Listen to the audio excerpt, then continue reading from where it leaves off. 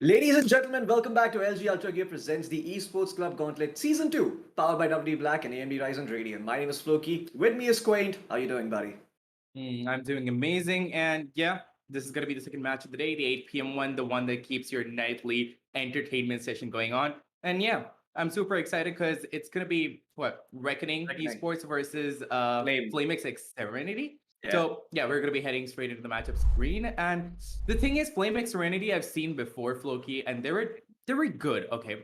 Like there were these certain rounds. I'm not really sure who they faced up against, but there were these certain rounds where they did have the flame going on, and there were a few rounds where they were way more serene than they should have been. But Reckoning is a name that I've heard for a long time, and I'm pretty sure a lot of these guys have too, and I'm really looking forward to see what they have for us. Oh yeah, I recognize there's some names from Reckoning. There's UN and there's Bondef. Assassin also did me the kind favor of letting me know about Trist and all those other guys and giving me a little bit of backstory of the team. And so far they've been doing quite well. They managed to beat T69. They are up in their group, so they have won their first match. T69 did take one map off of them, but that was about it. And yeah, apart from that, it seems that that's all we really have for now on Reckoning and Flamex Serenity.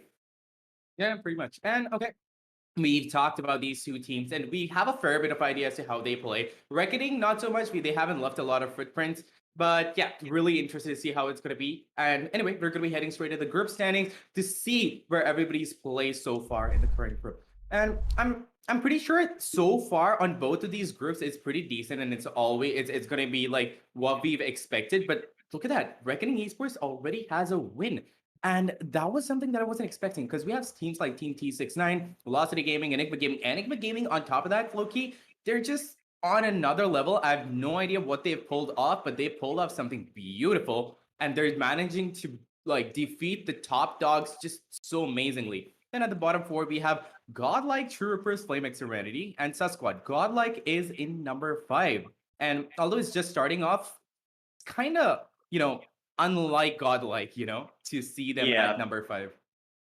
Absolutely, I agree. I mean, them having one win, one loss is kind of sad. In fact, they lost 2-0, so they didn't even get that 1 point that you do for taking at least one map off in a best of 3 series. So yeah, they are stuck in that position for now. But more about Reckoning and Flame right now. Flame didn't have the good fortune of winning their match, so yeah, they're still down there in the standings. But let's have a look at the MVP standings for now and see who it is from both of these teams. Well, it looks like from Reckoning we have Bond F, who's up there on the kill feed. He has 70 kills to his name and a combat score of 311. That's pretty good considering he's only really played one batch so far. I mean, that's just one best of 3 against T69. And yeah, already up to an average combat score of 311 basically means that you sort of get 2 kills per round. Yeah, that's pretty impressive. No matter what anybody's going to put it like, it is always going to be pretty impressive. But Paradox is down and out for the count. He has been dethroned by Bondef, and yeah, it is just the beginning of the entire season. There's so much more to come, and I'm pretty sure this entire MVP standings is gonna like shuffle around a lot. But remember how in season 1 it was always Deathmaker being there at the top, and he was not being dethroned. I want to see if there's gonna be like a similar sort of drama in this season. Oh yeah, I mean, Definitely. That's one thing that even I'm curious to find out if, Deathmaker is going to come back to dominate these charts. But for now, we have Bondef up there. And unfortunately, no play from Flame X Serenity. So that sort of just tells you that this team really hasn't been doing all that good so far. Well, it might be a bit too early to judge because they still have a lot more games to go. This was just the first one. This is going to be the second one. And yeah, they can maybe make a comeback if they keep their heads in the game and they've studied Reckoning and they've seen what they've pulled off against T69 and what T69 even exploited to maybe try and take that one map off against Flaming Serenity. So let's have a look at that team and see what they're all about.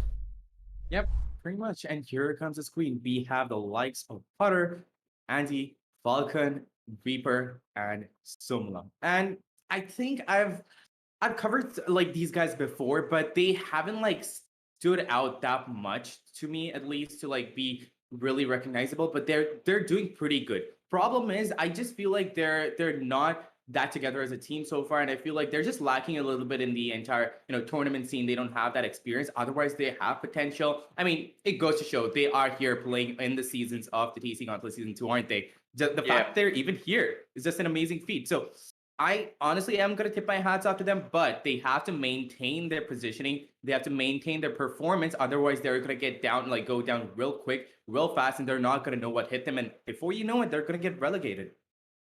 Absolutely. Flame X Serenity seem like a team that really need to get this stuff together as soon as possible because they're going to be facing some really strong teams coming up in this group. There's the like of Godlike, Enigma, Velocity, and all of these teams are not going to show them any mercy. So they best, get back in shape and, crack that whip because they need to if they want to try and make it over here in this second season of the Gauntlet. Unfortunately, someone's at the door, but yeah, don't worry, that's going to be attended. Either way, Flame X Serenity is going to have to play against Reckoning.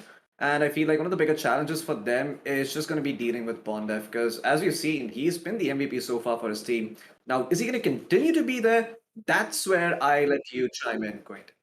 Exactly. And I'm so excited to see who has been the heaviest hitter so far from the side of Flaming Serenity. So the player spotlight is ready. We're going to be heading into that. And I mean, I normally give a little bit of judgment out. I'm you have a fair bit of idea as to who the MVP is going to be, the player in this, who is going to be in the player spotlight. But for Flaming Serenity, I have no idea. But anyway, it's going to be Falcon, I'm sure, with 18 kills and 3 deaths. Now, that's not a lot to hold a candle to. You don't have a lot to talk about that. But that is just the thing, right? Like, I've seen them try. They've had pretty good strategies so far. This guy mains Sova. He has like a decent sort of lineup for his shock darts. He has decent sort of lineups for his recon darts, but they're all by the book and they're just going along with the flow and whatever they've known from the game of Valorant so far. And if you're going to be, wanting to survive in the TC Gauntlet, you have to get creative and you have to think outside of the box.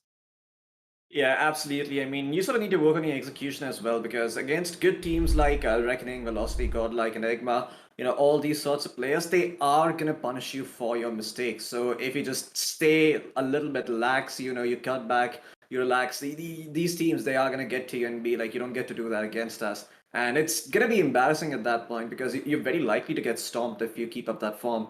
But hey, today is a new day. Maybe they can turn over a new leaf and actually, make a name for themselves in this group. Because let's be real, this is a bit of a hard group to be a part of. There's Enigma, there's Velocity. It's hard. I mean, just those two names alone should strike fear in their hearts. Indeed, and I'm pretty sure it is, and I hope that they're going to be able to calm their nerves, just steel themselves, and get themselves back together. But so far, it's just been decent performance. But if, like you said, if they do manage to like hit back, and if they do manage to, come back through, it's going to be a really, really fun match to watch because these guys, they're no joke either. It's going to be Reckoning Esports, and we're going to be introducing you to them in a few seconds. Screen is going to be coming in, and obviously, I'm pretty sure you guys would know a few names over here. It's going to be Tris, Panzer, BRZ, Juven, and Bondef. Now, Juven and Bondef, I'm very well thorough with. I know what these guys can do. They're amazingly heavy hitters. They're super good at what they do, but not sure about the other three so far. I haven't seen a lot of their play styles. Reckoning Esports is kind of like a new team to me. I've heard their name before. I know the entire organization, but I just haven't had the time to like look or peer into their gameplay style in the game of Valorant. And I think, if I'm not wrong, this is kind of a new roster for the game of Valorant, and let's just see what they're going to be pulling off. Absolutely, and that's one of the things about Reckoning Esports. Like Reckoning, they've looked pretty solid so far. There was a bump on their road when they dropped that one map, but apart from that, the names on this roster are are names that when you actually think about, okay, yeah, these are pretty strong names. These guys could do some damage here. The trial by fire remains to be seen, though. They haven't really gone up against those heavy hitters, but so far they're doing okay. I would like to see them refine their play a little bit, work on their execution, just make sure that those kind of slip ups against T69 don't really happen, because if they want to compete against velocity and the like, then it's going to be a little bit hard. But the cool thing is that one thing they can maybe pat themselves on the back for is that T69 actually did make it to the playoffs in the last season, and they beat them. So that's telling something, right? Maybe that's indicative of what's to come. So yeah, Reckoning, I mean, today going up against FlameX Serenity, let's hope what they can do. True. And it I mean, also let's see what they can depends. do. Yeah, true. And it also depends a lot on the map selections, right? You can't really always predict what's going to happen. Everybody is going to bamboozle us. I've seen so many mind games, like these players going up against each other and surprising the opponents. And on top of that, more than them, more than their opponents, we are the ones who are surprised because we're seeing both ends of the scenario. We've seen such close calls. So it could honestly go either way. And these guys, these two teams are, I wouldn't say similar. They have different play styles, but I can't really judge because Reckoning Esports I haven't seen a lot of, or at least any of. I've seen Juven and Bondef in action, and they're amazing, but I haven't seen the entirety of the the entirety of Reckoning. I haven't seen them properly. And Flaming Serenity I have seen, but a little subpar. I want them to like put out a little more punch, a little more kick into the ball, kind of, you know what I mean? And yeah. So I am super curious to know who is going to be in the spotlight from the side of Reckoning, because I feel like it's gonna be either Yuven or Bondef, but it is gonna be Bondef. Look at that. 70 kills, 42 deaths, and honestly, maintaining that positive KD is a super hard thing to do, and he's managing it amazingly well with that raise. And Bondef, like I said, explosive player and picks up an explosive character that is raised. So not much that I can say about him, except that he is an amazing fragger, Flogi. Absolutely. I mean, he's managed to get an average of around what, like 23. That's like 70 kills is like what, 23 kills per map. They've only played 3 maps so far. So yeah, he's maintaining a pretty high average. Will he be able to keep this up? That's the bigger question, because many a times you go up against teams who maybe aren't at your skill level, and then your stats seem a little bit more inflamed, if I should say. They represent that you've played really well, but maybe you just haven't been tested against really strong teams, or you really haven't met really strong resistance yet. So yeah, let's see if FlameX Serenity can provide some of that resistance and actually throw a bit of a wrench in the plans of Reckoning as well as Bondef. And let's see what Bondef can do this time around, because I'm pretty sure that FlameX Serenity, they must have done their homework after their last loss. They must have talked about it a little bit, and they're keen on fixing their mistakes, maybe proving themselves against the side of Reckoning Esports, because Reckoning is a team you would want to beat. If you eventually want to get to the top, you want to beat Velocity, you want to beat Godlike, it starts with this team.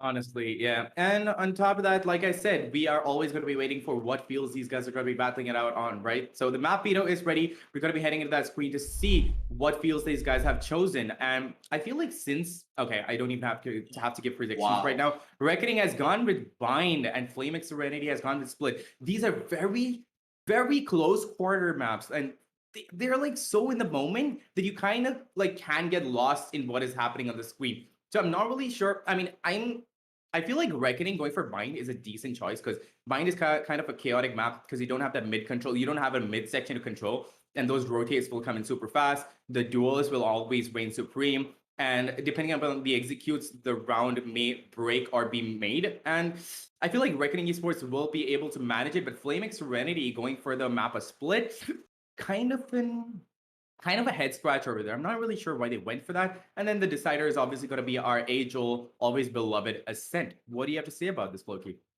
I just think that Reckoning or either Flame, both of these teams made a very intentional decision by not choosing to ban out Split. Usually you see teams ban that map out, leave it, in the dumpster, not practice that. But this time around, it has been picked up. So I'm curious to see what's going to happen. I'm really excited for that second map, in fact. The decider being Ascent is just, as classic as it gets. Is like a throwback to the early days of Valorant when Icebox and Breeze were not really a thing. But yeah, this should be fairly interesting. I don't think either of these teams have. I don't think we've really seen Split all that much in the group stages, even in season 1. So yeah, I'm really curious as to how they approach that Split map. I wonder what the agent selection looks like, and this is where I sort of want your opinion as well. Do you think we're gonna get to see something crazy on Split? Maybe one of these teams actually tries out a SOA. Who the hell knows? or are they gonna like stick to the classic initiators like your Well, Skies, or uh-huh. maybe a Breach if you've played that? Yep. Honestly, breach and more than breaches, it's odd how I don't see breaches anymore. I have Yeah. not seen a breach in quite a long time. I'm not really sure why, but everybody on the map of Bind, I don't know why they always defaults with the Brimstone. Maybe it's because the availability of that Molly and you can like quickly pull that out. Like just Molly a few corners, just block that off. But I still feel like Astra would be a more potent choice if you're like looking for smokes. Not really sure why people don't normally go for Astra on the map of mine, but I feel like everybody's gonna be sticking to the defaults, especially Flaming Serenity. They played a little too much by the book. Like sometimes they go in for aggressive stances, but they go in for the aggressive stances at the wrong time. They go in for the defensive stances at the wrong time. I hope they fix that. And if they have a lot of potential to beat Reckoning Esports. And Reckoning Esports, not much that I can talk about, but I feel like they also might go in for the defaults because they don't know what their opponents are going to be planning either. So since both of these guys don't know what the others are thinking, is going to be going for the default. We're going to be seeing maybe a Reyna, maybe a Raze.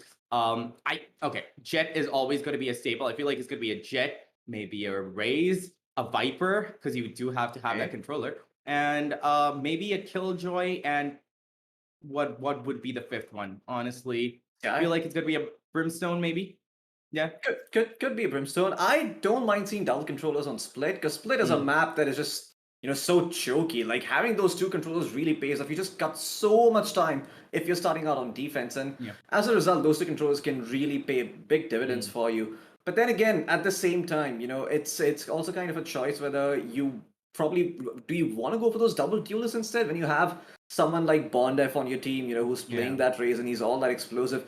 Is it worth it to just maybe let them run loose and just try and support them instead with stuff that is a bit more proactive, stuff like Omen. Maybe you pick up Yeah. something like a Sky, or maybe you pick up a Breach like you mentioned. I don't know. I mean, I don't really have an answer, but I would imagine that we are likely to see double controllers on Split. Mhm. But yeah, I feel like soon enough we will find the answer. I think the agent select screen should be up in a bit. Just Teams is just coming into the server right now, so as soon as that's done, we should be going to the agent select screen. But that'll be my predictions. I'm guessing that we're gonna see an Omen, we're gonna see a Sky somewhere or the other. Mm. We I, are also we are also likely to see maybe a little bit of Reyna. Who knows? I feel like Arena might be a valid choice. I don't think we're going to be seeing a Sky because it's really hard to like put off those flashes at the really last second, right? Like you have Yeah. those tight corners. You mistime that by just a second and you are going to go down. So feel like there might be a Phoenix though. Close quarter flashes. Phoenix is the best. And about the rest though, I'm not really sure. But a Viper is always going to be a staple on the map of mine. But the thing is, two duelists honestly could also help you out, right? Like you can always have one duelist if good enough. You can have them lurking on the other side, waiting for people to like rotate out, try to clear things out, and then going for a little late kind of execution. But Yeah. anyway, the I don't really have a lot of predictions. I really wanted to, but I don't have enough information about Okay. either of these teams. I'll do one. I'll do one. I'll give you a prediction. I think that this is probably gonna be a 2-0 for Reckoning. But then again, FlameX Serenity, because I have not seen them, I wouldn't be surprised if they actually managed to take Split off their hands and just play that trump card against them. It looks like Reckoning was feeling a little bit frisky, leaving out Split. Maybe FlameX Serenity wanna punish that a little bit, be like, okay, you left out Split against us. Split is a map that we were very strong on. Let's see what you guys can do there. So yeah, that's gonna be my prediction, 2-0 Reckoning. But have you made up your mind, Queen? Do you really not have a prediction still, or do you maybe you're gonna go the other direction? Maybe say that it's gonna be 2-1 for Flame. I think it's gonna be 2-1 for Reckoning. Okay, Because fair enough. I'm honestly, I don't have a lot of information on Reckoning, but I'm judging based off of just the name. I've heard so much about Reckoning and I've known them in the other esports industries and I love what they do. So I'm assuming that they're going to be amazing in the game of Valorant as well. And already we have two good names like Yuven and Bondev. So I feel like Reckoning might win this out, Loki. Yeah, they certainly could. I mean, they are obviously the fan favorites over here. Uh, So basically, once they are in there, and once they actually start playing the game against the side of Flame Externity, we'll find out. But for the time being, I feel like Reckoning they have miles to go before we really consider them as a top tier team. On the way, they have Flame Yep. Externity to contend against, and if Flame Externity actually catch them by their hip, Reckoning could go in for a toss, right? Because a team when you beat someone like a T69 and you actually have that confidence of knowing we've beaten a playoff team and then you face up against Flame Serenity that takes a map off of you, or maybe even the entire series, your confidence can go in for a toss. But let's have a look at the agent select screen and see what these guys are picking up for now. I see someone hovering over the KO. That could be interesting. Remember, this was not allowed in the first season, but now it is open and it is up for grabs. There hasn't been a lot of time to practice the KO, though. I'll tell you that much. It's only been like 1 week. But yeah, let's see what they do pick up for now. If we actually see a Euro, I'm going to lose my mind. Euro on bind is not half bad, but yeah, the whole agent is kind of bad. Exactly, which is why a lot of people don't go for that pick. Astra would be really fun, but I don't think it's going to be going for the Astra because the Reyna is, the Brimstone is already there. We have a Sky, we have a Sova. The Sova is going to be getting the information. We have Sky for the flashes. And you were right, we are going to be seeing a Sky. And then close range flashes would be good, but okay, he's going to be going in for that kill shot anyway. So it's a pretty standard lineup. And again, we're not going to be seeing an Astra. We're going to be seeing a Brimstone coming into play instead. And somehow we're not going to be seeing a Viper either because honestly, I've seen Pixels playing Viper on the map of Binet, and that is just insane because whenever his Viper spit goes up, you know that somebody's going to be dying, and you can hold so much power over the entire map with just that Viper spit without wall. But it pays off more dividends on bigger maps, on wider maps. But even on the map of Bind, you can get away with it. Absolutely. Well, let's jump into the game and see what these guys are up to, as we are about to see Flame Serenity go up against Reckoning Esports on a map called Bind. After that, we'll have Split. But yeah, quite interested to see which of these teams actually end up coming out on top. Of course, this being the pick of Reckoning Esports, they're much likely to take this map. But then again, you never know. Flame Serenity, maybe there's a little bit of fire in them that they're trying to light up, and that fire is going to be lit up outside of B, it seems, with 1 or maybe 2 players going up towards Hookah and everyone else assaulting the B main area. And look at that, 3 people up towards B long already from the side of Flame. All right, let's see if they can actually find something. They're so patient. There are 3 players just waiting here around the corner. Somolan finds himself beautiful going down. The trade comes through, and that's going to give them all the information in the world. The Soa is also low, and they're going to find JN as well. It's Ewan going down. Oh boy. All of a sudden, you have a very, very low Ewan and a healthy Bondef, but they're in a hard situation. This is a 2v4 and an almost impossible one at that.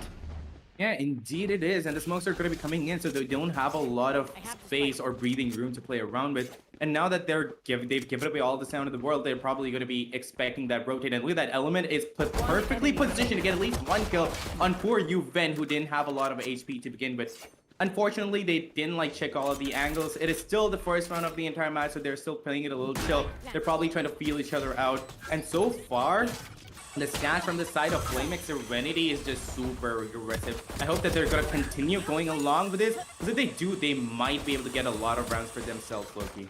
Yeah, Bondef playing around those triple boxes, but can't really do all that much. He's the last player alive. Just the fact that he even planted the spike is more than good enough, because that means they are going to have money to force buy, and that's what's really important. If you can force buy in the second round, you can just completely reset the tempo of the game. And yeah, we could potentially get stuck in that endless time loop of seeing teams forced by time and time again. But hey, who isn't asking for that? We all love just seeing teams constantly go at it and try to outdo the other one, saying we're better, no, we're better, we're better, no, we're better. Let's find out who actually is better. Please don't jinx it. If that actually happens, I'm pretty sure both of these guys are gonna scratch their heads. Honestly, to be honest, I wouldn't really go against that either, because we're gonna see a lot of funny plays too. Because you're not gonna be expecting what guns are gonna be coming out, right? And you suddenly see all of the utilities and the opponents going up against each other and going, wait, how do you have those guns? Why do you have the money? And yeah, so it might be fun to watch that, but look at this. There is going to be a judge in the hands of Somawal. He is the first one. He was the first one to get 2 kills for himself. The previous round, I'm sorry, I'm stuttering a little bit. But yeah, he was the first one to get 2 kills for himself the previous round. And I'm not really sure whether that judge would be the right decision. Because if he's going to get caught off guard, he's not going to be able to do a lot with that judge. And he can't really take long range fights. But look at this. The entry is going to be coming in from B long. Smoke's coming in beautifully. Andy has been pushed back. And they do have proper control of the side. But look at that.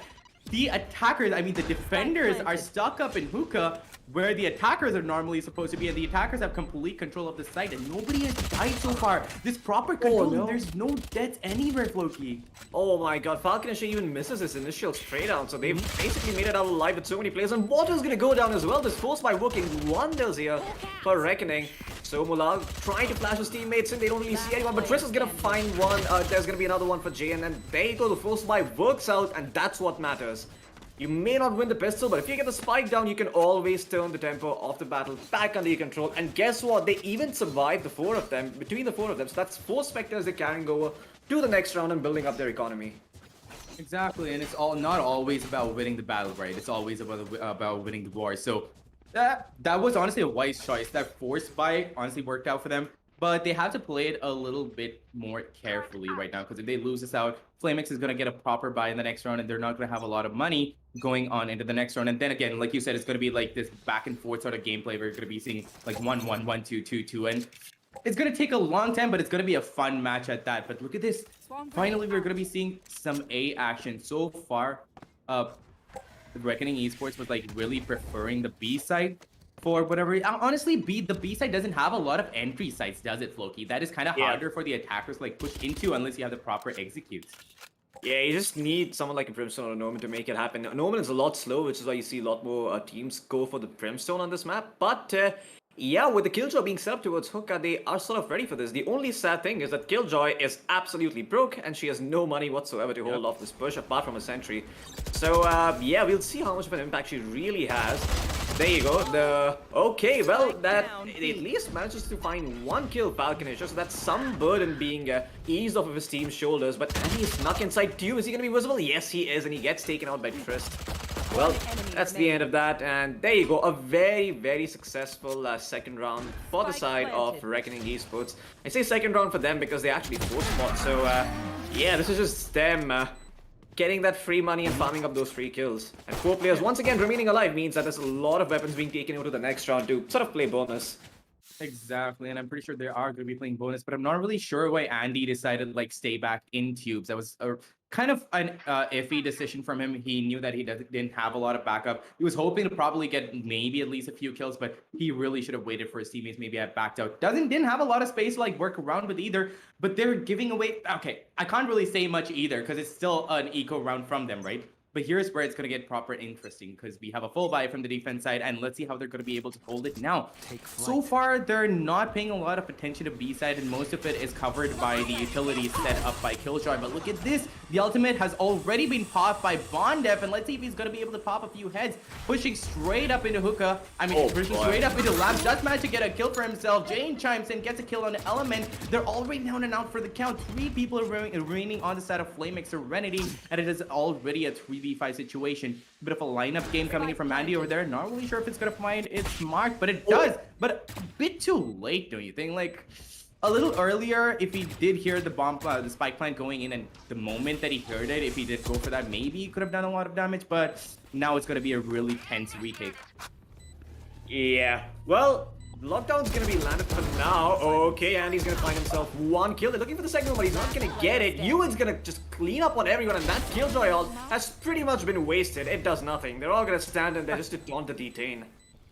3 players seeking. Honestly, they're enjoying this at this point. Yeah, kind of like a, kind of like that. They wanted to get stuck over there. Kind of like a flex over there. Not gonna lie, but. Flamix Serenity, although the first round was super aggressive and I really had high hopes, but this is what I was saying, right? Like they become too aggressive sometimes and too serene at the wrong times. I'm not really sure why that happens, but they gotta understand when they have to fall back. When you don't have, you always are gonna have strength in numbers in the game of Valorant, especially on the defender side. And the thing is, whenever I call a bind to be an a defender-sided map, somehow every team comes in and proves me wrong, and they just make it attacker-sided, and I'm just like standing there just going like, huh? How? Why? Why do you have to prove me wrong? But look at this. This is gonna be a classic bind gameplay. A little bit third action up there to get any information whatsoever, and I feel like honestly, Bondef and his gang are gonna be going in for an A take flow key. I don't really think if that's the best idea. Oh yeah, that sentry gets taken out by the annoying Molly laid down by Element, and now Element is gonna get a taste of his own medicine as the Nanoswarm comes out. Triss is gonna get that kill, and yeah, it should be a pretty easy done and dusted one for the side of Reckoning. Now they haven't really gained a lot of map control in the meantime, so that means that they are leaking some defenders towards shot, but that's okay because they're gonna be clearing that area out anyway. You can see Panzer, he's just trying to bait out the spike because he knows that there are going to be more people around. He sees one and gets one tap by Andy as he runs his way towards Lamps. He's going to throw the recon to help his team out as well. And they're not what's one of his bad finishes here. Okay, he manages to find himself one kill, leaving Andy in a 1v2. And it's going to be a hard one for him because he doesn't really have access to a weapon. All down to his sheriff and his game sense. Might be expecting one player to come in from Lamps. Does check it, doesn't see anyone. The timing might be a little bit off. JN might just have this one in the bag. Oh no, Andy's checking it. Is he going to get the one tap? He's so close, but the timing's going to be off. What? He still gets that kill. There's 12 seconds remaining in the round. They need to get that spike down. The Killjoy is going to run towards B, her only option remaining. And now, Andy, he's going to have to clutch this one out. Is there time remaining to plant the spike? No, there's not. There is not time. Andy's clutched this out. Oh my god, Floki.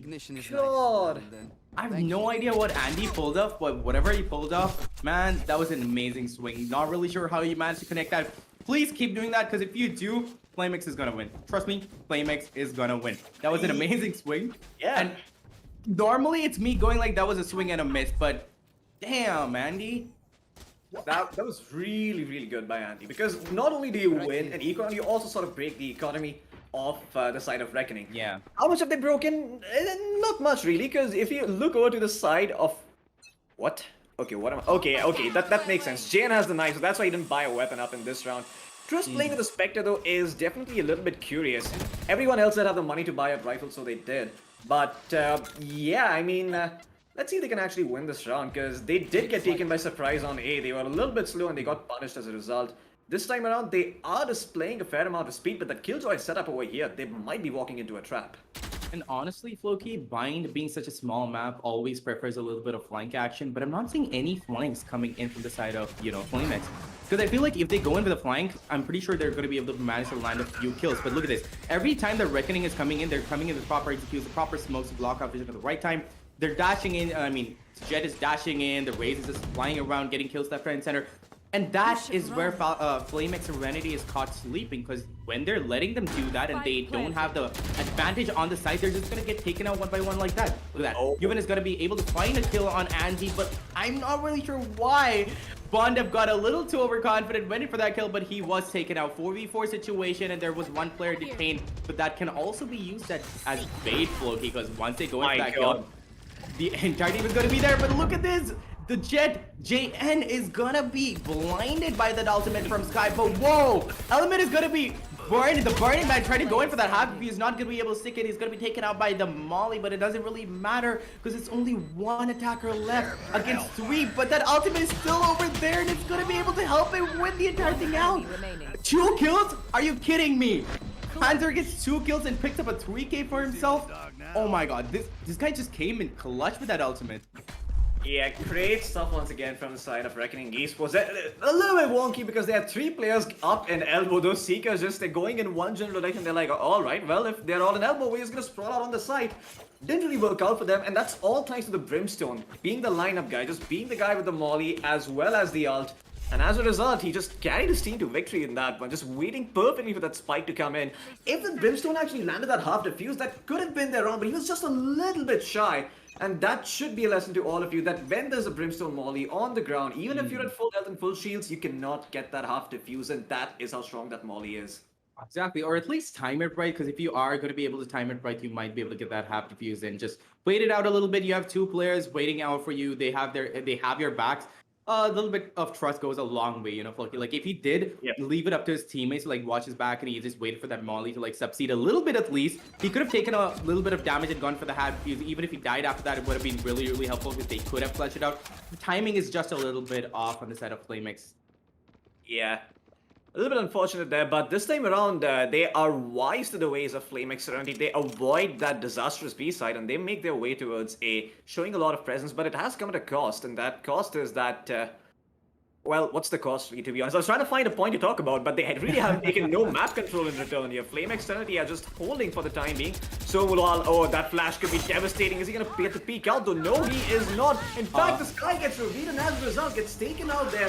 And he with his ult looking to find a kill, but it was only going to be able to tag up 2 players before that spike goes down. And now he's even getting peeked around the corner by that Jet. That shock dart not really gonna find anyone, but this 2v4 is not gonna work out in their favor. I think they're just better off saving their weaponry, taking it to the next round, and trying their luck again. Indeed, they don't have the economy to even risk this. So if they're going to be trying to go in for any sort of, hero gameplay right now, it's not going to be ending well for them because it's a 2v4. Proper positions have already been taken by Reckoning Esports. And honestly, at this point, Reckoning Esports is playing a game of classic Valorant. They're not going for insane strategies or anything. They're just playing it straight by the book. They're going with proper team rushes. They're pushing everybody back, going for that spike line, going back, and just waiting for the defenders to come back into defuse. And they're just holding proper angles. It sometimes boils down to being as simple as that, doesn't it? It absolutely does, and sometimes it also boils down to just how well you can play off of your utility, right? I mean, the timing really has to be on. The moment that Nano Swarm goes in to clear out an area, the moment that Recon Dart lands and reveals someone, the moment the Owl goes in, if you guys can play around that and you guys can build up on that, then that's obviously going to be a very strong fundamental approach to Valorant. That's classic Valorant, like you mentioned, and that's what Reckoning have shown us so far that they're very, very good at. Now it's going to be a bit of an eco coming in for the side of Flame, and once again, look at the amount of patience that they show. And this time around, the triple string works. Didn't work in the first round. They did get their heads popped up, but this time around, against the lesser weapons of Flame, they managed to make it work. And guess what? Now that they've heard those two teleports come in, Panzer's like, you know what? Screw this. I'm just gonna go over to the A side and get that spike planted there. And he's not even gonna be able to get that spike planted in time because his teammates just killed all the enemy team. Pretty much. And okay, I'm gonna go on a flashback to what I was saying. It is a classic game of Valorant, yes, but you can't really play classic Valorant on the bigger maps like the map of Breeze, where you have so much ground to cover and you have to honestly split up your resources and tell your teammates to go here, go there. So find information and then take proper control of the sites, because you will have to go for those rotates, and we're going to go in for those rotates. It's always going to be hard for you to traverse the entire thing. You don't have a lot of time. But on a map like Bind, for the attackers, it's really easy to go in with proper smoke executes, go in with surgical precision, plant the spike, and then just get the hell out of there. And that's exactly what we're seeing. Proper classic Valorant in this map of Bind. And I'm not really sure why Flamix is not understanding that, because when the rushes are coming in, you don't have a lot of resources. You don't have your entire teammates backing up. You have to fall back. But they're not doing that. Look at that. Jane is going to be flat dashing in, and yet again he's going to be picking up another kill on Falcon Elsher. But look at this. Element is so close to that Jet right now. Who depends upon who's going to be picking out first. And it is going to be the Jet who picks out first and gets that kill on the Element. Water chimes in. He's going to be like, no, I'm going to shut you guys down. I'm going to be damaging you just a teeny tiny bit. 3v4 situation with the spike plant already down. So Mulal is going to be helping his teammate out by healing up just a little bit, but I'm not really sure if that's going to matter much for Loki, because they don't have a lot of information. But that is going to be given out by that Sky's ultimate. It's all a waiting game right now. Yeah, and you can see the Razors also waiting to pop a showstopper to try and find that kill. They need to tap the spike as soon as the Nanoswarm runs out, or they're not going to have time. So Mulal going forward, trying to be the hero for his team, but the volley comes through, and they at least get the half defuse in. They can, but the Nanoswarm is enough, and that's going to force the Raze out. And that's it, Reckoning. They've shut this one down. Another buy round successful for them, and it just seems that Flame are having a hard time finding a footing in this game. I mean, I saw almost no smokes used by the Brimstone on the team. I think it was Element. They, every single time, are just able to make their way in the side, and not a single piece of utility is ever expended by the defense to maybe try and hold them off a little bit. And yeah, it seems that they are paying the price for it now, because every single time Reckoning are like, well, okay, you're not gonna, try to slow us down, then we're gonna come right in. But then again, at the same time, their aggressive moves haven't been too successful either. Ooh, Bonded takes a headshot through the wall, so he's still alive, but not very healthy. That's Two a shots lot to of the body damage. will do the trick. Indeed. It absolutely is. Indeed, but here's the thing. Reckoning Esports, they're not even using a lot of utilities, and they're still being able to get the rounds. It's all honestly, Brimstone is coming in clutch with the proper smoking. He's putting in smokes at just the right time, and the rest of his teammates are just relying on their aim game. But look at that, just as I'm saying that, the shock darts are going to come out, and Yuven is going to be getting an amazing kill. Jet chimes in, gets another kill for himself. Yuven honestly picks it back up again, gets another kill. It's going to be a 2v5 before we even know it. Spike plant comes in, and I don't think that 1 minute timer had even come into play. It was that quick. They just went in, surgical precision, and they just started getting kills. And it's all up to Falcon Elsher right now. Falcon Elsher and Element to clutch out the round, but they don't have the guns, neither do they have, their teammates backing them up to get the round back. But here's the thing. it's just the Brimstone and the Sova that are honestly mostly getting the rounds for themselves. Yes, the other guys are there, but it's just raw aim game at this point. I'm seeing the smokes and I'm seeing the recon darts coming in and a few shock darts coming in, but the rest of the team are just playing on raw aim, and it's just sometimes beautiful to watch just that. Yeah, it's a little bit sad for Flaming Serenity though, because it's been 10 rounds so far and they've only snagged 2 under their belt. Usually you're used to seeing an 8-4 half. Now it seems that Reckoning are gonna make it a 10-2 half. It's gonna be an overwhelming lead for them, and I'm not sure if it's gonna be easy for the side of. Definitely it's not gonna be easy for the side of Flame to try and make a comeback here. That recon dart being instantly destroyed is gonna give them some information, and even though the operator was not spotted, he has a fair inkling that they have the money to buy one this round, so they might try something a little cheeky. Element once again holding on to his smokes. Is not really going to drop it. Now that the Killjoy ult comes through, this might make them reconsider their options, and they're going to try and fall back here. Maybe make a move towards B instead, but they're just going to hold for the time being. They see no map control being taken in return by the side of Flame, so they see no reason to just off themselves from this A side. Well, indeed. And well, I like the fact that they've done a little bit of switch up in their normal lineup, at least. I mean, in their normal, setup. They've gone in for the Killjoy on the side of A for the stars to get more information, and Killjoy was not being able to do a lot on the side of B. This is a good switch up. And look at that! Falcon Ultra is going to be picking out at the right time, gets a kill for himself. It was an equal trade though, but that information was given out, but that was a really crucial kill because the spike plant has been defused. But look at this, Reckoning Esports now realizing that they don't have the opportunity to take the control off the side of A. They're going to be insta switching to the side of B, but look at that lineup coming from Maddie, and it lands! It lands! Andy! Oh my god, Flamex have just turned the heat on, and they're honestly bringing it to high flame. They've just taken out, they've just destroyed the entirety of Reckoning in seconds, and this was something that I was not expecting at all. But the moment that I saw that Killjoy coming out onto the side of A to get more information, I was like, okay, this is gonna be something different. I feel like they might be able to pull it off, but in this way, Andy, where did you learn that lineup? I want to learn that too. Some say average Jonas, I say he went to a lobby and tested it out himself, but I feel like the biggest win there for Flamex 70 was just the fact that they found that initial kill. They played a bit more aggressively this time. They didn't just let them come into sight for free, and that's an important message for Reckoning, because Reckoning has been getting these sites for free. Now, as a result, they're going to power through this one. They're going to try to force their way in, and they run into Somalal's operator, and here Andy's waiting for them to inside of the Jet comes in, gets that first kill, but this probably gonna get treated out by water. He's gonna drop the boom bot, but whoa! JN is gonna go up in the air and take out that Raze with the nice pushing forward, just pressing W. No way to make his way back towards his side, towards his teammates. So yeah, he does give away his life, but Bondef, my god, he finds only tags up the other one as well a little bit. So they're gonna be in a very good spot. A sudden 2v2 for them, and guess what? They have their ults at the ready. This is not gonna be an easy defense for Flame.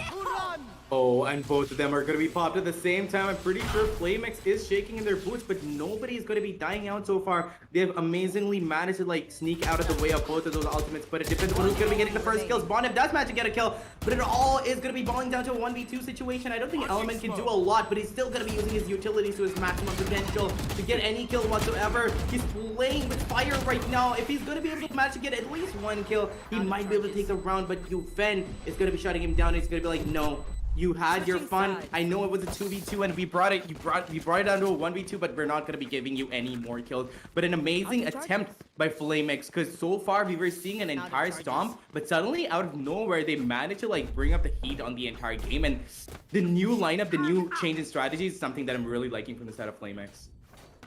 Yeah, I have to say one thing.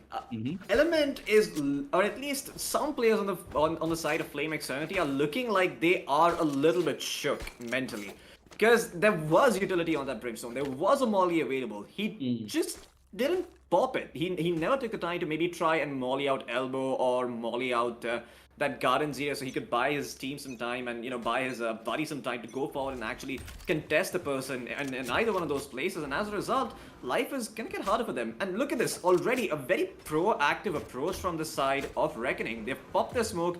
You can see that the Brimstone on their team is just waiting to pop that Molly as well to stop this push from coming in. The Boombot's gonna go through, and that's gonna be his cue to throw down that Molly. The Nano Swarm, it deals a fair bit of damage over to Water, and Water can't really push an elbow as a result. They push an lamps as a result. They're gonna be able to stay here and hold on to this ground for now and probably peek out.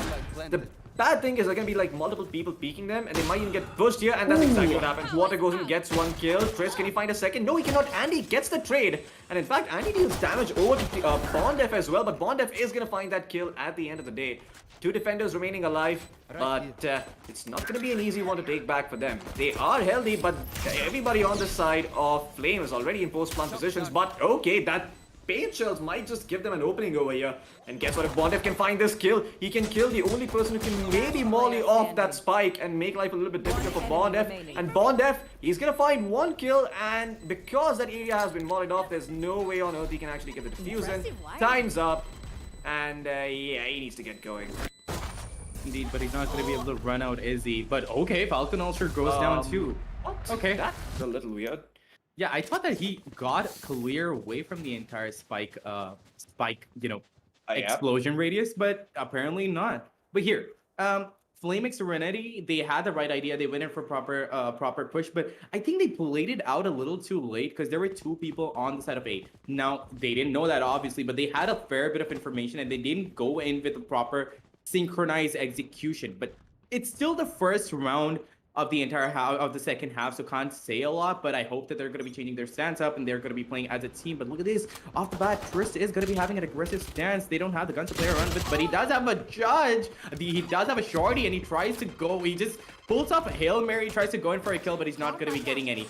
Got a little impatient over there, shouldn't have, but that is going to be, you know, he's going to be paying the price dearly because his teammates are going to be down a really good player. But look at this. Water and Andy are just going to be chiming in and getting kills for themselves. And Flaming are really popping off right now. Flank is going to be coming in from Panzer, but he can't really do much as Element is going to be taking him down. That is going to be a clean sweep from Flaming Serenity. Then again, it was an eco round from Reckoning, but they got a little too overzealous, didn't they? They just went out for kills for some reason. I mean, it's probably the best approach you have in these sort of situations because it's very likely that the attackers are just going to split up and try to exploit multiple openings on the map. Maybe they send one player towards Shoka, maybe they send one player towards Short, 2 players towards Gardens, and then like 1 player in Path. So you really have the opportunity to overwhelm them with numbers, pick up a Spectre and turn the round on its head. So I can understand what they were trying to do, but yeah, Flame was ready for it, so no fooling them. The question is, how solid is their attack? Because they're still down 4 rounds in comparison to Reckoning, and Reckoning are just cashing in on their lead, right? This is going to be their first real buy round. Even if they lose this one, they're going to have another one in the bag just in a little bit. But yeah, I'm pretty sure they don't want to lose this one for free here.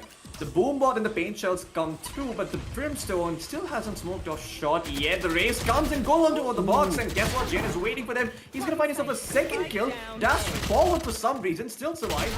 Looks like Panther's going to be taken out, but Jen is still holding Troy as he takes out Element. And Bondem is coming to help as well, but so will Al. He's still alive and kicking, but he's in a 1v3. Somehow find himself another kill. He gets Jen over here. The recon is going to reveal him. Might start eating some headshots here from the triple box area, but he does not. And he's still holding on. He's not pushing out there. That drone is going to reveal his position. It marks him up, and Bondef is there on the flank to get him.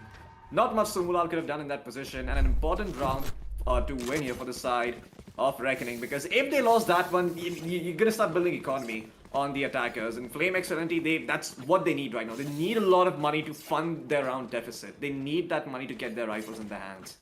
Indeed, and honestly, I guess all they needed were a few good guns, right? Like once they got those Phantoms and Vandals in hand, they were like, you know what? Hey, you've had your fun. We're just gonna be shutting it down right now. And the amount they were holding, the way they were holding was just beautiful. Like that Jet, that's kind of a default position for Jet to play, but still, they did not move. They had nerves of steel, and they backed each other up, and they had proper crossfires. That's all they needed to shut down Flaming Serenity. And we didn't even see a proper budging from the side of whoever was holding on B side. They were like, you know what, we're gonna be holding in this side, and we're just gonna be trusting, having faith in our buddies over there on the side of A. But look at this, JN is going to be pulling out his Blade Storm, but let's see if he's going to be able to manage to land a few kills. He's going to be tagged out a little bit with a shock dart, but he jumps out like a ninja and gets a beautiful kill on Andy with those blades.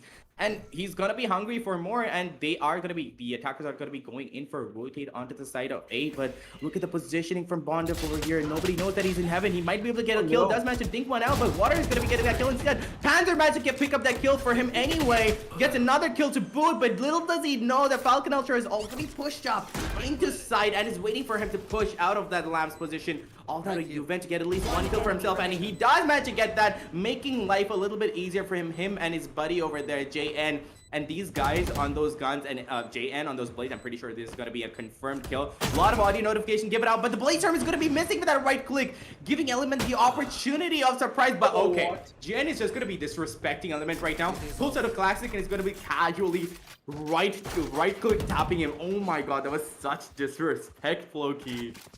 Yeah, I mean, he was low though, and it was more of a practical play. He forgot to pick up a knife he forgot to pick up a weapon after he actually found a kill there. So, yeah, I mean, he makes the best out of worst. But once again, Reckoning on their 11th round now, and it doesn't seem like Flame actually have the money to buy. They might just force this one because they really need to overcome their round deficit, and it makes sense to do so. But they're not gonna have rifles. They're gonna have specters and shields in their hands. Maybe some frenzies here and there, but no. They're gonna choose to play directly for overtime. They have sheriffs and frenzies in their hands, and the stable mind in them seems to tell me that they are not really looking to try and take this right away. They're gonna play the long game, which might just be a lot harder than trying to just force buy both those rounds and making something happen. Ewan's gonna spot him out. He sees two of the players towards that gardens area, so he has some information over for his team. But yeah, they've all rotated in. No backstab just yet, but 3 players being on B side means this push is gonna be super hard. Bondef, he's gonna spot one out. The battle's sticking out there from Falconish as he gets taken out. But fans are still holding strong. That smoke, they disrespected and they get punished as a result. It's only gonna be this guy surviving the recon dance. It lands square next to her feet, and yeah, she is done for. Gets 1 kill to start things off. Looking for the second one with the Sheriff, but Panzer's gonna come in, take her out with that classic through the wall. Yeah, and like you said, Floki, they're gonna be playing the long game, but it's kind of a dangerous game to play because now you have economy, but you don't have a lot of time. If you're gonna be slipping up even a little bit right now, you're not gonna be having any room for a comeback. You honestly have to take it, work that much harder on the second map. And right now, I kind of want to give it away to Reckoning Esports because I feel like they've got down. They have the guns, they have the economy, they have the utilities and everything, and they're going to be able to hold them back off. But who knows? Honestly, FlameX, the amount they've been surprising me on a few of these rounds, they might be able to pull off a kill. But look at that, Bondip's Showstopper is going to be missing its mark clean. Should have been doing a little bit of damage at least, but I feel like it was not in the radius. But nonetheless, no harm, no foul. Still a 5v5, 5-12 on the scorecards. I'm pretty sure the entirety of FlameX is going to be very tense, and they have to play it a little bit slower. And they have successfully managed to push JN off of his stance, but Bondip is going to be picking up a kill on Water, and they're already down 1 player, and they're all their ultimates are going to be coming out at the same time. They're really desperate, aren't they, Floki? Yeah, they most certainly, and they should be, because this is pretty much map point for them. Not a lot of options remaining in the bag. It's all down to Somulal. He's hoping that Killjoy ult detains multiple players, but it doesn't detain anyone. He's been revealed, but he's flashed so many players. He's been playing 1, he's been playing 2. He's looking for the third one, but gets knifed by Trist in the end. The disrespect is real. Reckoning Esports, they make quick work of FlameX, Serenity, and Flame. I mean, they just got completely stomped. I mean, there's no better way of putting it. These guys were just not feeling it today. Reckoning Esports just came in swinging, and these guys, they caught those hands. Indeed. And that was a good attempt coming out from FlameX, but it's just inconsistency, right? Like some of these rounds, I see them playing out beautifully, and some of these rounds, they're just caught sleeping. I'm not really sure why, but Reckoning Esports, they have it tight. They do have a few areas that they need to improve into, but they've got their thing at least tighter than Flaming Serenity. I hope that they're going to be getting it back together for the second map, because if they don't, it's going to be a clean 2-0, and Flaming Serenity is going to be going down another slot in the TEC Gauntlet Season 2. But here's the thing. I'm not really sure how to break this entire thing down, but anyway, the match highlights are going to be ready. We're going to be jumping into that to break it down a little bit more for you. But what I'm thinking is, Flaming Serenity, they had a good start. They went in for an aggressive stance. They got a few kills. Look at that. Somlal came in, got a few kills for himself. Some people might call it luck, but I still feel like he did manage to get that, and I still want to credit it to him. But there was a little bit of discord amongst them. Like, there was not proper communication going in. There was no synchronization. Utilities were there, but on the side of Reckoning, since they had their synchronization proper, they didn't need the utilities even. All we saw were the smokes coming in from Brimstone, and we saw those, the dashes coming from Jet, and that was pretty much it. And that's all they needed to get the kills from themselves. And that just meant that Flaming Serenity was not going to be getting a lot of rounds for themselves because they were putting out their utilities, but it was not timed right because their timing was kind of off. And I feel like that is the only thing that they've got to improve in, and a little bit more on the communication. Yeah. I feel like the biggest problem for Flame this game was just that their heart sort of sank after they lost that second round. That Frostbite really caught them off guard. And ever since then, we didn't really see them recover all that much. Reckoning just, they had a choo-choo train running and nothing was stopping them. And Flame, they definitely drew the short end of the stick over here as Reckoning, they didn't spare them any quarter. The only round they won out of that was this round with those double shock darts landed. And it was too little too late for Bondef at that point. He saw those coming. He tried to dodge them, but he just ended up falling prey. And apart from this round, there was not much else for Flame X70 that really went in their favor, apart from that pistol and the subsequent round in the next half. And this is sort of where the mental game comes in, right? Like, you might be a team that is very mechanically skilled, but when the unexpected happens, can you hold that mental fortitude? Can you have that mindset of just quickly brushing over what went wrong and just correcting that without getting too emotional about it? Because let's face it, it is easy to get emotional in a game like Valorant, especially when you lose that second round after winning the first one, because you feel like you're almost entitled to that second win, right? You don't really give all that much respect to your opponents, and when they catch you by surprise like this, it is easy for players to get shaken off of their game, and it seems like that's what happened to Flame. Yeah, pretty much. I cannot agree with you more, but yeah, that's pretty much it. I can't really say more than that because they didn't leave a lot for us to talk about. And I don't mean it in a bad way. They're amazing mechanically. They've got good skills. They've got good potential. But it's just that they were playing it a bit too much by the book. The synchronization was a little bit off. The timing was a little off. And they were not being able to manage their economy even. But again, if you're not going to be able to, synchronize with your teammates, if you're not going to be able to get those rounds for yourself, obviously you're not going to have the money to go off into the next round. But that's pretty much where it's at. I feel like it's just a little bit of experience that they need, and they could be a really strong team. But Reckoning, they did not seem to disappoint. They had their stuff together. They knew what they were going to do. But I still feel like there is room for them to improve. And I don't know why I had this strange feeling that Reckoning Esports is going to have a few changes in their roster. I have no idea why, but I just have this uncanny feeling for some reason. Oh yeah. Well, we're gonna cut to a short break, folks. Until then, make sure you scan that code and make sure you get yourself a Red Bull because you're gonna be needing one for the next map that's coming up. Until then, we're gonna be back with some more Valorant action in just a bit.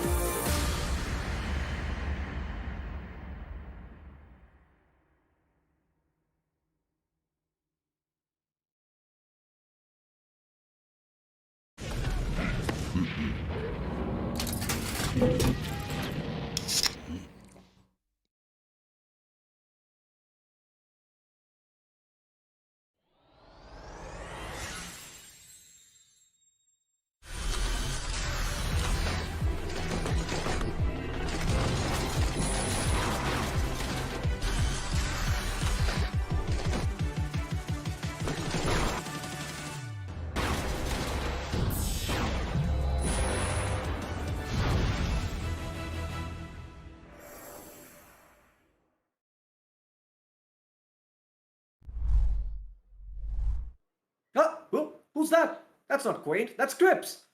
How did I come here? Hello? What's Magic. happening? Yeah, but ladies and gentlemen, welcome back to LG Ultragear presents the Esports Club Gauntlet Season 2, powered by WD Black and AMD Ryzen Radium. My name is Fluky. Joining me for this one is going to be Crips. Did I say Season 1? I said Season 1, didn't I? Hmm? I'm Did, sorry, did, what? Your jokes did are I? flying over my head. No, Just no, like I flew in here. I flew in here on my broom. I'm a wizard. Yeah, you're clearly a wizard. You just somehow showed up. But let's have a look at the map video real quick. And Crips, because you missed out on that first map, let me just fill you Mm-hmm. in. It was reckoning that took it 13 to 5. Hmm. The rounds that the rounds that FlameX Serenity won were the first pistol. They lost the subsequent round to a force buy. They won another round in the midst of it, which was a buy round for them. But after that, they only won one round on that defensive half on bind. And yeah, the scoreline was 9 to 3 for the first half, after which they won another pistol round, won the subsequent round, and lost every single round to Reckoning. And yep, that's the 13-5 scoreline that you see on your screen. Pretty interesting. I wish I would have been there for the first one, but it seems like I'll make up for it with Split. All right, so tell me something. Was it like these guys had taken the lead, or was it just Flaming Serenity playing passively? You know what? We'll find out soon. Let's take a look at the agents that we have for this game. Yeah, you know, it's funny that you didn't even see the game, yet you hit the nail on its head. It was literally Flame X Serenity playing the game extremely passively. I think there were multiple buy rounds where I saw, not to call him out in particular, but he was the controller player. Element, he just wouldn't smoke off the areas even when he had those smokes ready. Mhm. He let the side of Reckoning come in and pretty much take ground for free. And it wasn't until later that he actually started stopping the team from coming into that main area and trying to shut them down. Hmm. But yeah, apart from that, it was just Reckoning just completely dominating in both the halves. The first round looked extremely promising with them actually getting a double kill right off the start due to their aggression Mhm. even on defense. But Mhm. yeah, I mean that's pretty much how long it lasted. After that, it just seemed that they fell apart. All right, let's see if you guys can come together or not. We are watching Reckoning Esports versus Flame X Serenity. Let's take a look at the agent before we jump right in. Just to remind yourself and myself about it, we've got Ewan playing on Omen, we have Panzer on the Killjoy, Bondef on Raze, Trist on Sage, and JN on the Jet. Ah, Yes. J for JN, J for Jet. Pretty poetic over there. Yeah. And this time from Flaming Serenity is on Breach. That's an agent that I haven't seen in a while. Hmm. But on the Jet, Water on Raze, Falcon on Killjoy, and Element on Astra. All right, it's pretty decent from both these teams over here. The only difference that I see over here is that Reckoning Esports don't have an initiator. Let's see if they can make up for it. Oh yeah. Well, oh, okay. Well, Panther's gonna be able to find himself one kill before he goes down. So that is time bought for his team. The spike not yet planted is finally gonna go down, but Element is holding the flank. He's making sure that he can cut off those rotations that are coming in. And he's Nice. gonna be good only for one. Still a 3v3 that is in favor of the attackers. The spike is down. And all the onus is on the side of Reckoning to try and make this push work. The paranoia being prepped by Ewan. Bondef is just gonna push it, and there you go. The paranoia leaves everyone blind, but he's just not landing his shots. And Andy's gonna come in and take him out. Bondef is gonna come and get that first kill. It's all down to Chris at 21 points of life.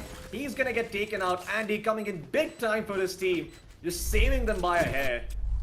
I like how these guys Reckoning were able to time their paranoia well.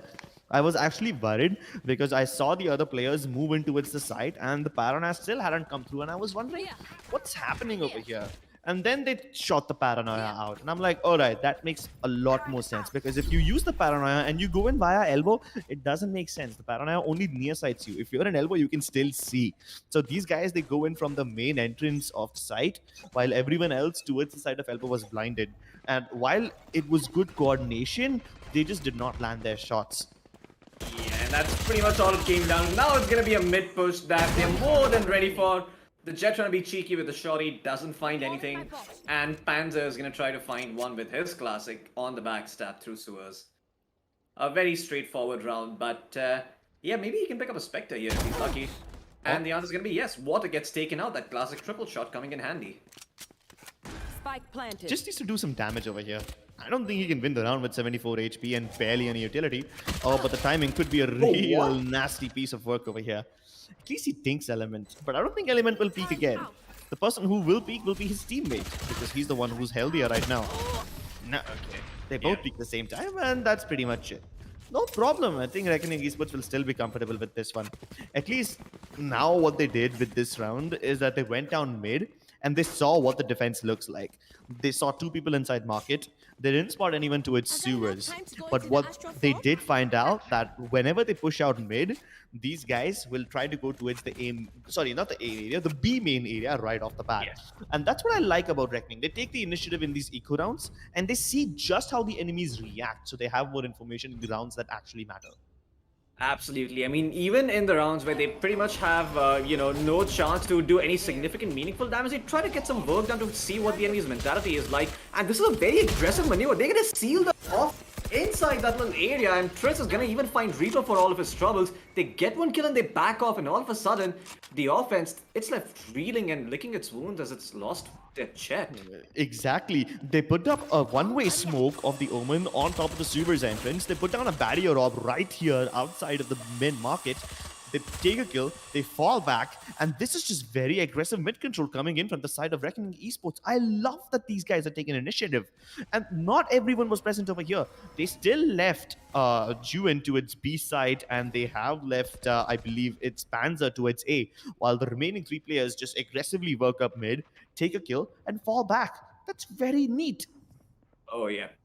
And guess what? The best part about this is that now their offense is slowed down so much that they can see everything coming. The Killjoy is more than ready for that offense coming in on the A side. Those 2 nanosons in the alarm bot are going to give her all the time in the world. And you can see that they're well aware, because they're not there on mid anymore and they've not really pushed it out. They have an idea that this push is coming. And the Breach, even though he's going to throw out all his utility, it's not really going to get them all that many openings. They do find 1 kill. Well, Banner's going to find 1 with his nanoswarm. Bondev going ham is going to get himself 2. Before we get it up, it's all down to Andy, the good old Breach with his Spectre. Can't do all that much. This looks like Reckoning, they are going to be able to take this round. The double Sentinel comp finally showing some potential here. The double Sentinel comp definitely good enough to stop their assault right in its tracks. And I think they're making up for the lack of an initiator by putting down smokes in all sorts of places that it creates one-ways. I mean, we noticed that these guys have put up a one-way smoke on the sewers entrance, but they also used the jet cloudburst to create a little one-way of sorts so that they would be able to peek anyone who was trying to swing wide out of markets before the barrier up came through. Oh my goodness. That's one very aggressive maneuver right there. The fault line combined with the satchels gives them early control of heavens. And they're all the way inside right now. This is a lot more fast-paced than what we have seen previously. In fact, another smoke coming in just outside of that entrance towards the site. Wow. It cuts off all the rotations. And now everyone on the A side is isolated. They can just easily kill off Panzer without having to worry about anything. And backup is very far away for him. Last player standing. Oh boy. Looks like Flame, they're going to be taking this round very, very quickly thanks to all that early Heavens control that they found on the back of this Breach. I mean, every single ability popped by that Breach got them some ground, and that's what's very important when you have an agent like him, just to make sure you capitalize on every single ability he uses. And as a result, they get this round pretty much for free. And now, I don't think that they're going to have a buy over on the side of Reckoning. They're probably going to have to save this round. They could maybe look to get themselves a few frenzies here and there, but that's about it. A very early tactical timeout? All right, I think it is needed. I mean, like you told me that in Ascent, these guys on the side of FlameX Serenity were playing very passively. And on Bind, real quick. Sorry. I'm sorry, on Bind. Yeah. On Bind, they were playing very passively. But this seems like a very aggressive push to me. And I think even UN recognizes this, that this is a lot more fast-paced than what they're used to. So that's why they're probably taking this tactical timeout to adjust for this sudden change of pace. Oh yeah, now that they've actually taken the timeout, Flame are probably going to try to, play it a little bit slower, and maybe that's what Reckoning really want. They just want them to, slow the pace down a little bit. This timeout might just be a more of a mental thing, just saying that, we recognize the way you guys are playing, you guys are going to have to switch things up, and sure, this round we may not win, you guys can still probably get away with playing fast because we're not going to have the weaponry to contest you, but just so you know, we know how you like to play, and it's not going to work twice. Just playing that mental game and having that mental edge of sorts against the enemy team, which seems to be a big problem for Flame in all honesty, because the way they were playing on Bind, like you mentioned, was extremely passive. Reckoning time and time again, just strolled into the site, and it seemed that there was nothing that Flame could do to stop them. And this time around, the fact that they've actually, taken a timeout might just, put Flame in that mental zone again. Yeah, but does this timeout mean that now these guys on the side of Reckoning will play passively, or will they play even more aggressively than before? Well, they are playing aggressively, just not towards mid, but towards B instead. And they're forcing everyone off. It actually results in FlameX Serenity wrapping around the B side from the middle region, but they're falling flat over here.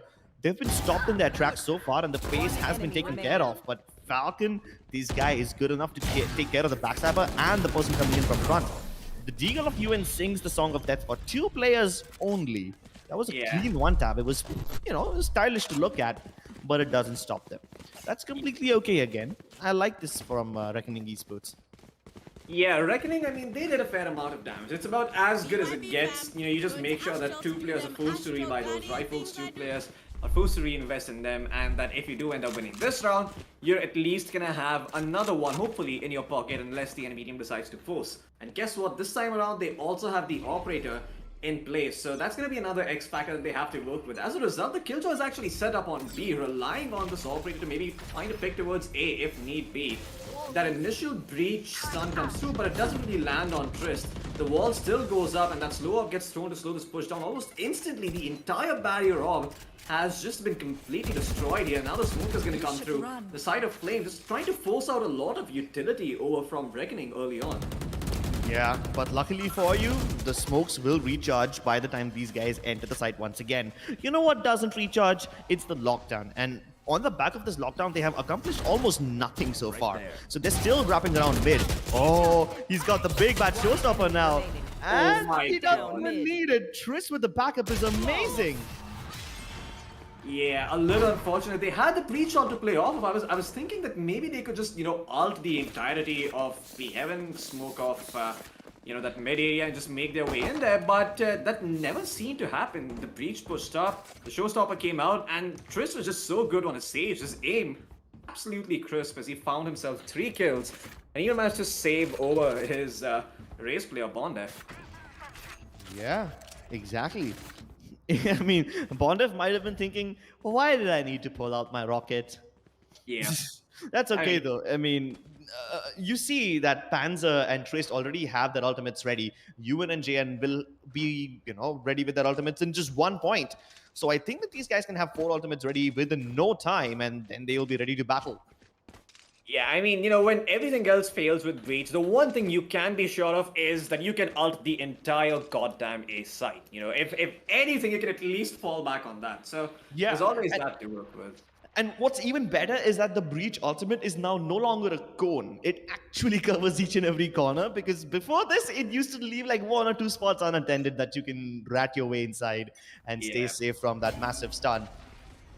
Absolutely. Now there's pretty much no way. It's a fair square now of sorts, and there's no real way to get out of that if you're on the ace. Like this time around, the wall coming in a lot more defensively, so a lot more mid control given up. This is not going to let them get in there, but at least they're going to be able to watch those angles and prevent Reckoning from peeking. And Reaper, he's going to make his way inside ropes as a result, following that boom bot, hoping that it finds someone. I think they deliberately want to funnel Flamex into the vents area. Yeah, they definitely want to funnel them. Take a look at the setup. You've got the Paranoia guy over here. Oh no! The Paranoia and the Bladestorm, both of them miss, but Yuan doesn't. And then you've got the Opper on the ramp. This is going to be devastating, but no, the Opper has been dealt. It's courtesy of the Showstopper. Now he's trapped over here, getting picked from both the sides. This defensive setup was good enough until they pull out the ultimates, and then it turns into a disaster. They've taken control of the site, but the spike hasn't been got it yet. A 3 versus 3 retake definitely could be possible. My god, Andy, look at the courage on this man, just completely raw peeking the opponent Raze and Bondev down to 17 HP as a result. They will get a res going, and they managed to get that ult going as well on the breach. Can they find kills on the back of it? No, they can't. Andy's gonna... Can he find a second? Ah, boy, he cannot. And even if he did, I'm pretty sure that Killjoy ult would have gotten to him. Exactly. There was only 1 corner remaining when the lockdown was popped, and you can't really stay in there because you're very out in the open. He used that Rolling Thunder as a desperation move, hoping that he will be able to push them back long enough for them to survive the lockdown pop. But nah, it doesn't matter if there's a Rolling Thunder coming towards you. These guys are faster than lightning, and they will strike you before the stun hits them. And that is how Reckoning are able to win that round once again. They've taken the lead, and even better, they've broken the enemy economy. So now they don't have any ultimates, nor do they have any weapons. Yeah, great stuff by Reckoning. And in the meantime, look at their money. It's looking absolutely great. Triss has 4,000 creds. JN, he's been surviving the entire time with the operator, so he also has 5,000 to his name. But this stun might just cause a lot of trouble for him, as he's going to get double, triple, quadra peak, but still makes it back out alive thanks to his dash and gets 1 pick as well for his trouble as he takes down Water. Well, they tried to make a mid-push work, but now they just slowed in their tracks by the slow orb and the barrier orb coming in from the stage, and there you go! Look at Triss, he's just going forward for all of these kills. And yeah, a very straightforward round for Reckoning as they put up a 4th one on board for themselves. And a bottom one too at that, because they are on split defense, and split defense is what some would consider the more advantageous side to have. I mean, they're called Flame X Serenity, FXS, but I think the F and S over here stands for funnel on split. That's exactly what Reckoning are doing. They're funneling them into places where they want Flame to go. And Oh, they're yeah. playing into their traps. Absolutely, and it looks like that Breach stun is going to come through, but it doesn't land on JN as he still manages to find water. No Sage to revive that Jet, and that means that they're going to be one member down permanently. Make that two as JN finds another before finally dashing away. And even though they've got into the A site, it's come at a big cost. All the rotations are in, all the players are here. Ewan's even going to find Andy. No more flashes, no more aftershocks. It's all down to Reaper and his Phantom. How much work can he do? Element, he eats a boom board. He's just getting bullied at this point, but he's still going to find a kill before being killed out by Bondef. And there you go, Bondef is going to clean up. And that's the end of that. A very quick buy round coming in from the side of Reckoning as Flame, they tried to, bring the fire and go a little bit aggressively, but in the end, Reckoning, they're more than ready for this. I think this round would have fallen apart from them even if Jian did not get those early kills. Take a look at where the spike is. It's still all the way back in spawn entrance. You had your Jet in the form of Reaper move into the site very early on, and he reached elbow, but his teammates have not even entered the site. Now, what does a solo Jet do? You die when you get double peaked. His teammates can't follow up, they can't back him up, they have to go all the way back to retrieve the spike. That means any little work that Reaper might have done is rendered useless.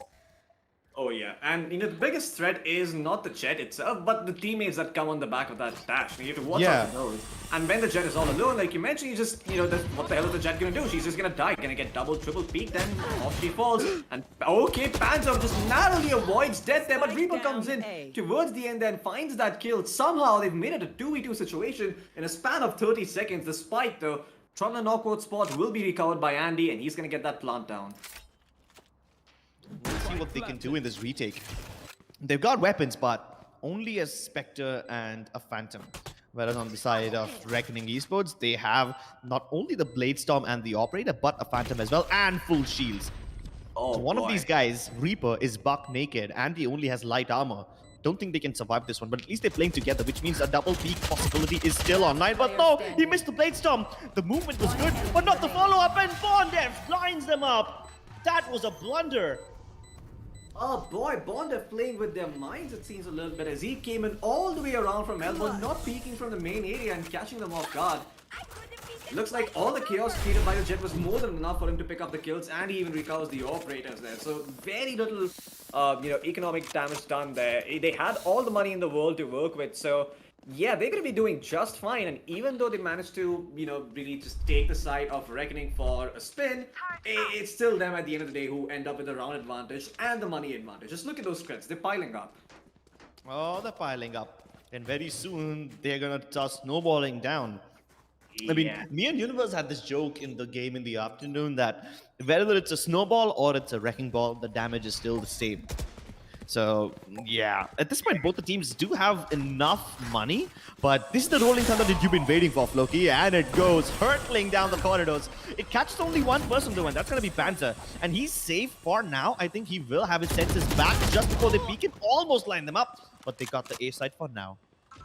Yeah, well, that rolling thunder just completely destroying anyone standing on that A side, and now they're in a 4v5 retake. Bond of tapping away somehow gets that kill without dying.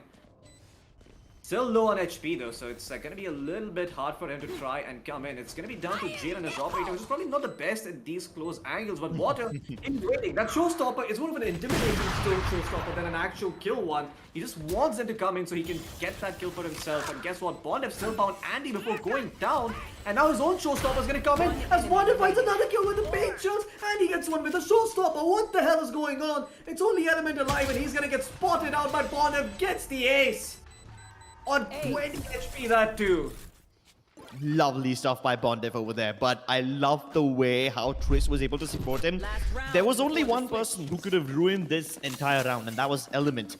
Why? Because he was still near the spawn entrance. Now, keep in mind that he wasn't peeking. His only job was to make sure nobody comes down the ramp area and enters from A main. He did that, but because they double peaked him, Element had to fall back all the way towards the bottom of sewers. And then what Triss did, he just slowed him off and he ran into the side, started to defuse. Of course, Bondef also with his explosive action was able to get a kill with the paint shell and the showstopper. But what was even better is that Triss set him up for that last kill. And once again this time, you've got the mid aggression. There's only one difference. there's no one way on sewers, but there is still a smoke. So that basically keeps them off of the mid area. And what's even better, that after the mid aggression, the players of Flamex Serenity have not taken the initiative to go elsewhere. It's actually JN who takes the initiative, walks away with 59 HP, but he can get healed courtesy of Trist. Yeah, and look at all that early mid aggression. What it gets them is that free peek. And sure, he missed. He didn't find that kill, but still, that's what the important part is. I mean, just showing the concept that if you actually manage to get mid control and you just capitalize on other parts of the map, well, then you can just take these teams by storm. Jen is going to get flashed up. That's both flashes used on Breach. And nice low as well coming in from the stage, like you mentioned, just going to halt that entire aggression and stop that push from happening as they reconsider their options. Reaper going to be peeking in from the other side, so Jen not expecting that. Gets taken out. The operator taken out, but the operator player taken out, but the operator itself is still in play, and they also have the res. So Triss is probably just gonna find himself a kill and go for that res as soon as he can. Satchel's coming in to maybe throw Panzer off his game, and that's exactly what it does. Water, well, he's gonna be good for 2, and he finds the second kill with a Satchel onto Bondef. Bondef, he found Falcon before he went down, but that's about it. Still, after the res, it's a 3v4, and this is about as good as it gets over for the side of Flamex. So 13 seconds remaining to get the spike planted. Ewan, though, in a good spot to find a kill if they peek out. Yeah, but there's 2 ultimates committed. One was the From the Shadows, which gets Ewan off that corner. And the other one, the Cosmic Divide. As soon as it goes offline, they need to move inside. But there's a little bit of gap in the smoke which they don't consider. And now the Rays on the side of Flamex Serenity might just have an ace of her own. But no, Ewan denies the ace. Still, a lot more to follow. There is Tiagong on top of Heavens. He needs to be considerate of that. He only has information of the one player inside the side, but no, he doesn't peek him at the same time. So Ewan gets a free 1v1, and now he can actually go for the defuse. He's got the smoke. He needs to stick it. I don't think there's enough time, and Reaper won't let him do it. Oh, yeah. No Damage way controlled. on Earth. Absolutely. Switching And sides. great stuff by Flamex early. They actually managed to get themselves 5 rounds on that offense before that side switch comes through. So they're not in a very bad spot as long as they win this pistol. But yeah, that's a big if. They're managing to, managing to take this pistol when it's gonna be super hard. The good news for them is that Reckoning, because they committed to this double Sentinel lineup, they only really have one set of smokes to play off of.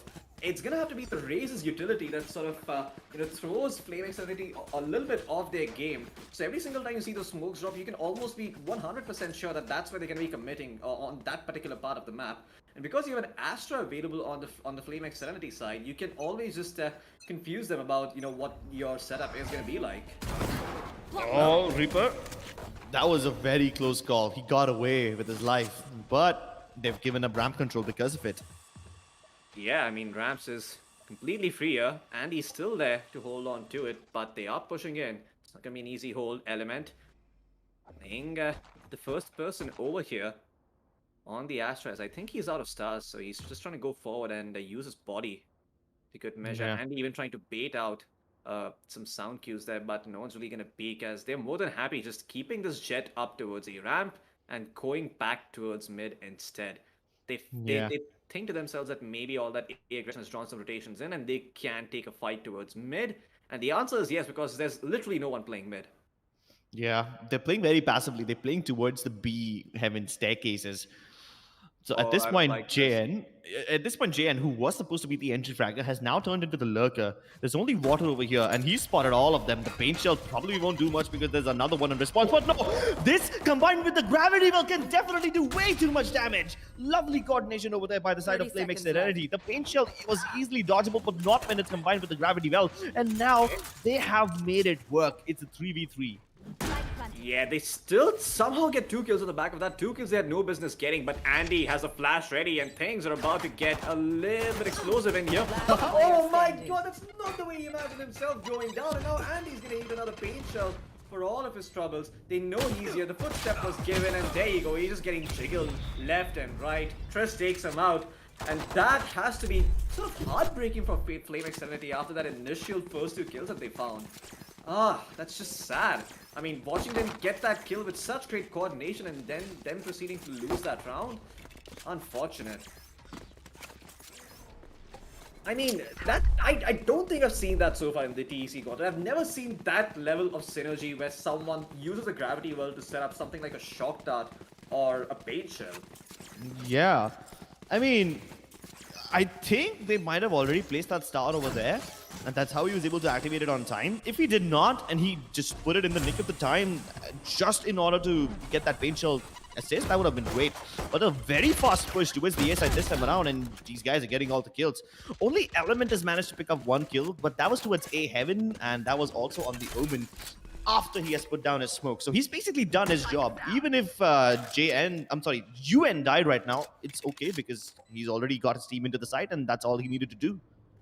Absolutely, and that defender spawn area being walled off as well means that that's one less option that they have, and that Killjoy is going to go all the way back around from that A Heavens area after she sees that there's no one here. Okay, at least the Spectre gets recovered, gives himself a fighting chance here, Water, and he's going to take out Panzer. But Trist has taken out the flank on Falconish, and this leaves Water in a very uncomfortable 1v3. And Bondef will be very happy to put him out of his misery. Well, they get a buy round now, so they get to actually play Valorant for a change, but yeah, the question is, can they stop the bleeding here? Because if they don't, then Reckoning are just gonna walk away with this game. Well, I think these guys might just be going for a full buy right now, only because they think that the players of Reckoning Esports won't upgrade. And that, right, to some extent, only Panzer has upgraded his weapons. But even then, it's not a full buy, right? I mean, you have Falcon and Element still on light shield, so they don't have everything. Let's see if it works, though. Lot of utility setup over here. The Astra and the Killjoy utility. This could be a deadly combination.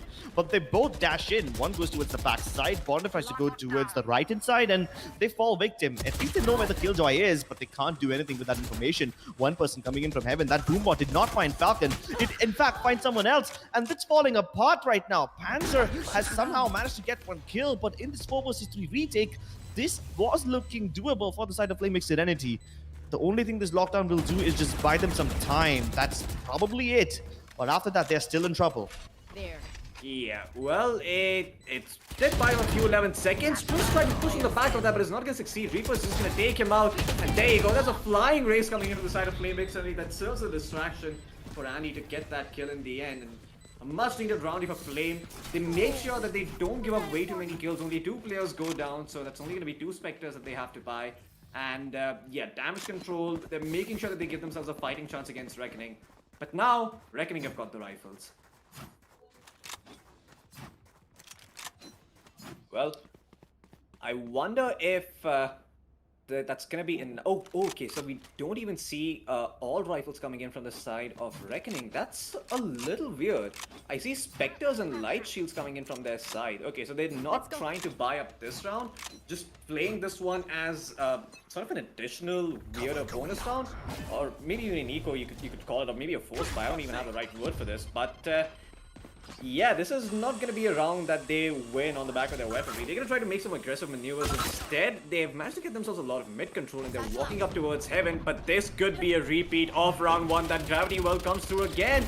But the paint shells don't get the kill, but the Spectre does, and that's what matters. Reaper's going to find one on JN. Water finds one on Bondef. And Reaper, oh, he is going to get one tapped by Panzer there with the Sheriff. And now in this 4v3 situation, Flame, even though they have the numbers advantage, there's only one player on the side, and that's Water. He's waiting for backup to arrive. It's not there just yet. They're still waiting on the Killjoy's entire utility setup on A. The Astra also on A. This actually could be doable if they manage to find those first 2 opening kills. They just need one, to be honest. They just need a kill onto Water. The breach on top of Heavens probably won't be able to cover them by the time Water dies, and it's not a good crossfire setup. Water over here is all alone. He probably might just bait one of them into crossing, and now the breach peaks. He's got the fault line ready, but it won't catch anyone. Water has to dry peek this one, and he's got more resistance on the other side, but he's able to find one. Flash. It's actually a team flash that comes through from the side of Water, but hey, that's okay, because he's still able to get a quad. Yeah. All right. Now, we had an interesting setup from the side of Reckoning over here as well. You see, the moment they're trying to go in towards the B Heavens region, Bondef satchels inside so that he can clear out the area. And at the same time, Ewan throws in that paranoia. The only difference is he throws in that paranoia towards rafters and not towards stairs, which means Water playing from that region can still be online and have his eyes open. Now, that is a problem. They need to somehow find a way to stop this area near the B staircases region And if they are able to get that online, maybe with a cloud burst, I think they will have a much easier time going into the B side from the heavens region. If they try to go in from the regular B main entrances, all they need to worry about is Killjoy utility, but not this time because Killjoy utility is on A and not B this time around. So that's one thing made easier. Absolutely, and once again, they're going to try to get some mid control. They're just exploiting the fact that they don't really have a Sage and they can't afford to play this as passively as Reckoning could, and they're exploiting it every single round. You know, the Breach has to stay here as a result. He can't really set his teammates up on A, and even on B, the Jet is all by herself. All the playmaking from Flame is concentrated in this little middle area. They can't really do that on any other part of the map. That Aftershock is going to force out Bond if the smoke was there to cover his retreat, so he's going to be fine for now. But imagine if he did a fault line first and then the aftershock, then Bondef would be trapped in the corner, forced to tank the damage of the aftershock.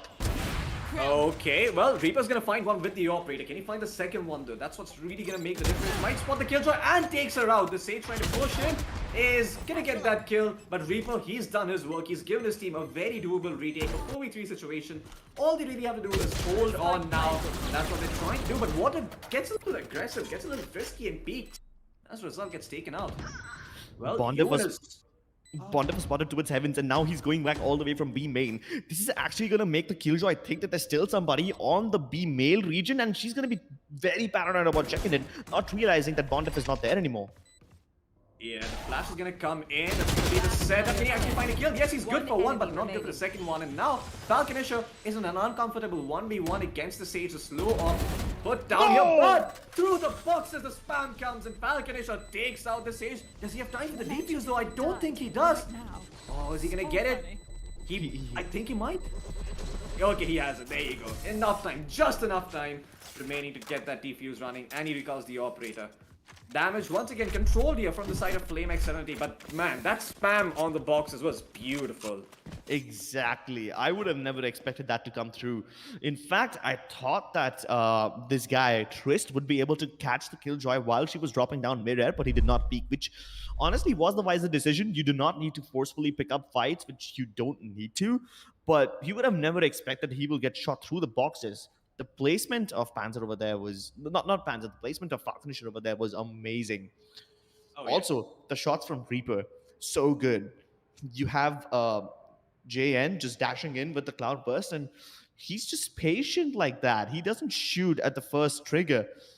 He waits for him to peek out, and at that time, JN is very vulnerable. So you got that kill, repositioned, got another kill from behind the pillar, and then he's got the backup already. He just kept himself alive instead of re-peeking again. He peeks from a much passive angle, and of course, because the B side is structured that way, you can fall back and still be relevant in the fight. You won't be cut off from the action. Oh yeah. And now, because they actually managed to find themselves 3 rounds in a row, they are in a good spot economically as well. If you look at their money, it's not half bad. You know, they have enough money remaining that they can string together a buy. A scrappy one, yes, but at least they can get themselves rifles if need be, even if they lose this round, and that's what really matters. Because if they get that 1 extra round going and, you know, they're just able to shut them down, that's 4 rounds on go for them that they desperately need at this point. Well, it looks like they're once again going to come in with a mid-aggression, but that is sick fault line coming in from the breach just forces them all to the side, and he's falling back. He hears them coming in ropes. That flash is going to delay them even further, and he's buying so much time for his teams. As once again, it's this time it's Flame SERENITY who are funneling the side of Reckoning Esports over here in this rope rooms area, and he's only going to be good for one before being taken out, but Element has been set up. He finds himself 1 kill before getting traded out. Reckoning actually putting on a solid offense here. They're gonna have to back off though, and their Jet is at 1 HP as a result. They have a resurrection at the ready, but they don't feel too comfortable using it, and now it's all gonna be down to Reaper. He finds 1 kill, dashes away. Good stuff by him so far. He finds a second one. No, he cannot. Trist takes her out, and that's the end of that. A 2v2 situation now. Oh, okay. Water, hearing the spike being planted, is going to spam that spot. Does collect a few bullets, but doesn't really get the kill. And JN is going to be revived. There you go. 3v2 situation, but the lockdown comes through. This is going to force out all the attackers, or at least force them in a bit of an awkward spot. But the Omen teleport comes in towards the defender spawn. I don't think they're going to expect this. Okay. The defuse is going to come through for now. Jen is going to try to get that peek. Triss is also trying to peek at the same time, and he's going to get taken out. The first kill goes their way. Jen with the knives is going to be able to find one, and now it's 1v2. Played like a fiddle. Does not have time for the reload, takes out his classic and gets taken out by JN. Reckoning put together an eco round for themselves with nothing but frenzies. And boy, do they look stylish while doing it. Exactly. They knew that as soon as they place the lockdown, the only places where they can go is either the B main region, which they probably won't prefer going because the spike is planted for the boxes, or they could go up towards heavens. Now, they went up towards heavens. That was all right. That was expected. But what they did not expect was the Omen to still be towards defender spawn, and he came in late deliberately. What this made them paranoid about was the fact that timing could be a thing over there. I mean, they can somehow expect the players up in heaven to go all the way around from the defender entrance and come there. They can expect that timing, but they don't know where the Omen is exactly. It's out of the hearing range as well. So now that timing is all off, and they have to keep on checking every angle. The teleport itself did not give them an advantage, but it just gave them enough space inside the minds of Flamex Serenity. Oh my god, that breach somehow gets out alive thanks to that Astro Scoop. But yeah, for the time being, they are going to give up a little bit of mid control. Good news is Andy actually has his Rolling Thunder at the ready, so even if they get on that B side, you can pretty much ult that entire area and gain it back. But he's going to ult a little bit earlier, going to clear out the entirety of mid as the Rolling Thunder hits on absolutely no one. That Killjoy lockdown plays outside B. They're going to go in and get this one for free. The Fault Light separating them, but Panzer's still going to find a kill on Reaper. And there you go, that's the man advantage they're looking for. In fact, they're going to find a lurk on Falconisha as Falconisha does not check that area. Gets destroyed instantly. And now a 3v5 retake, an impossible one at that. I don't know how Flamex Serenity are going to string this together. They have the Aftershock to clear out the B main region, but it's pretty much useless. Bondev brave enough to actually peek, and he gets both of them? How? How do you do that? You were supposed to not peek in the first place, but you not only peek two of them at the same time, you destroy the double peek. That's... Oh my... Oh, I'm done. God. I'm done. Bondev getting those 3 kills is absolutely ridiculous. You had no business getting that, sir. How do you do that? Okay, so first of all, they went in towards the rope room again. They have done this in the past, yes. And this time they knew that the breach was playing over there. And they knew that Andy has his ultimate ready. So what they needed to do was just bait it out. But by the time the Rolling Thunder came through, everyone on the side of Reckoning Esports was already back inside mid-market, and they're planning to hit B. The lockdown comes in, and the breach ultimate is most useful in retake situations. And without the Rolling Thunder, the retake looked really, really difficult. Oh, yeah. And now they've just down to a couple of frenzies, and Reckoning are just gonna wait for the push to come. They know it's coming, they know they have no other choice, and look at the patience on them. Jen is gonna find Element as a result, and he's still waiting to find some more peaks. He's not seeing anyone on A though, and that might prompt him to help his teammates out towards mid. But even at mid, there's nothing that's happening really for the time being.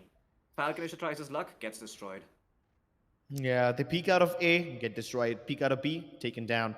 Water over here has absolutely no backup, no trading potential. 3 of them pushed out at the same time, but then they left Water over there and fell back, leaving him all alone against a bunch of Phantoms with only a frenzy in hand. Oh yeah. Neon's gonna smoke out B. Heavens make sure that that push is secured, and it's all down to Andy. Just one breach with a Sheriff. He's not even connecting his shots. He's gonna get taken out by Ewan. Unfortunate there for him. He was just surrounded in that area. I can understand him whiffing that. But maybe Reaper can find something here. Nope, just 1 kill for him, and that's the consolation prize that Flamex Serenity received as Reckoning are once again on map and series point. How do you deal with this? The defenders, they have just enough money. I mean, not only do they need to win the round to keep themselves alive in the game, but they need to keep their players alive as well, because if any of them die, reinvestment into weapons is going to be difficult for them. Whereas Reckoning, on the other hand, they have the comfort of the match point. They have like 9,000 bucks on JN, almost 9,000 on UN. They can buy for days. Absolutely, and look at that. Once again, it's Reckoning just, completely exploiting the fact that mid is open the entire time. There's no real utility that can stop them from making this push happen, and they're gonna take it every single time, just to even bait out some more utility from this breach. And there you go, the Aftershock has been baited, 1 flash is already used. Andy is gonna keep his gun out, spots one that misses that first shot, gets the second one. Jane jumps down, gets his... And then Bondev is gonna get that trade, but it's still a 4v3 situation. Yeah, they peeked him one by one, and that's what happens when a guy on the lower ground gets peeked one by one. He will always have that advantage. And Reaper, with the very aggressive positioning, takes down Panzer as well. Well, it seems like Reckoning Esports gifted this round to FlameX Serenity, courtesy of going in one by one. That's the only thing that I can chalk it up to. Other than that, the setup from the side of FlameX Serenity was nothing special. It's nothing new that they've been doing. I think that Reckoning might have predicted this as well to some extent. It's just that the 1v1s offered to them were unnecessary. And now another 1v1 will be offered. No cover this time. The 30 dark cover seconds probably left. will cover off the screen's region, but I don't think he's going to cover off the elbow, which means Reaper still has a line of sight. One enemy remaining. Oh, and he takes out Bondep as he gets that showstopper going, so that's an ultimate taken off of the cards as well. Ewan left in a 1v4 situation as he'll make it a 1v3 by taking out Element, but there's still not enough time remaining on the clock. He covers himself with the smoke, gets on the 10 side, he has a few seconds left. seconds remaining to take this fight, but he's waiting for the peak to come through. Now he doesn't have time anymore. It's done. Maybe he can try and take out the operator, gets a few consolation frags for himself. They will peek him. Oh, yeah, Reaper just not peeking. Oh, he gets the kill in the end as well. Ewan gets taken out. So disciplined. Absolutely. Reaper, discipline when it matters. And there you go, FlameX Serenity. They do survive. They end up losing a couple of their players, but that's okay. They did lose too many. They still have the operator up and running, which is going to be one of the biggest X factors. And now Reckoning sort of have to respect that. They need to play around this fact because this operator could be in many places. It could be mid where they haven't really been, trying to, establish a very strong foothold. That it could be towards B main, it could be anywhere. And let's see how they decide to feel that out. They are gonna jiggle their way towards mid first. Yeah, and that's right. The only thing they need to worry about is the op, because Reaper's been hitting his shots. You have Andy on a Bulldog, Element forced to downgrade to a Spectre. The money isn't that good on the side of FlameX Serenity, so you only need to worry about the big gun. And once you got that in control, I think you will have the round for yourselves. Unfortunately, this time the op is posted on A, which means all this aggression towards B will be relatively underwhelming for the side of FlameX Serenity. How does Bond survive that? He still has like 10 HP left. Finally, the turret, out of all things, gets the kill. Well, no problem though. Falconisher still good for more. 2 versus 2. Oh, he's getting all the kills. How has he not been taken care of already? Finally, JN comes in, but it's a bit too late. Falconisher has done his job. He's given his team a winnable situation. Yeah, they're gonna be able to get a spike down, but that's gonna be about it. Oh no, that could be problematic. The fact that they still have an operator on retake, this is a little bit awkward, and he's stuck towards that spawn area. He's gonna have to go to heaven if he wants to make this operator work, but they're both just huddled up over here towards the back of B. Oh, one above. Yeah, one above, one below. This is going to be a perfect double peak setup. Even if the operator swings wide, one of them will definitely be able to get him. Oh, yeah. And guess what? They have no other utility left. In fact, this is the crossfire. The only thing that they can do is smoke and hope that the sprays will connect, but Element is taking it. They need to peek him right now. Somebody must cover him. He's not body blocking it, but he's got the defuse. No! Oh, and he And they gets one more lose! kill. And here goes the operator. Oh my god, that is such a big win for Flame. Oh boy. Yeah, that's... Big F. Big F for the side of Reckoning. Well, they still have money, so that's the good thing. They just need to win one more round, and yeah, they're gonna be good to go. But FlameX Serenity, they're definitely making this a lot harder for them. And Element, I mean, I don't even think that he anticipated those two players staying towards that back of sight. And also, kudos to Reaper for just being the hero, being the sacrificial lamb, not something you see a lot of Jets do. Dashing in with his life to, oh, okay. Yeah, he dashed in, but what he should have done instead is body block him. Body block the teammate who was defusing. Literally be his shield. Yeah, meat shield. Yeah, that's the right word that I was looking for. He did not do that, which means the diffuser could have been killed if he sprayed at the right spot. But that did not happen, but they still lost.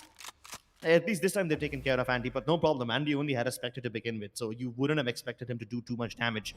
But Andy had his ultimate, and that could be a factor. Oh my god! That's Ferrari peak timed twice. That's just a ridiculous way to peak. You're inaccurate when you land from the statue. How did he even land that kill? Well, Reaper picking off Panzer over there is absolutely meaningless because that isn't where the aggression is going either. They're heading towards the P Heavens region. The only person who can stop them over here is Falconisher. And they've Oh, yeah. sealed off this entrance as well, which means the retake is going to be very difficult. Falconer is cut off from the rest of his teammates. No backup arriving. A one-man army over here who can't even use his lockdown in this position, but he can at least get a kill. Turn it into a 3v2. Still a very difficult situation. 30 Now, seconds they left. do have a Cosmic Divide, but that's going to be useless without the lockdown. Yeah, and this is sort of the problem now that you have this Cosmic Divide already. You can probably use it, but the enemy team can use it against you. Oh my god, that's such an awkward Cosmic Divide. This is...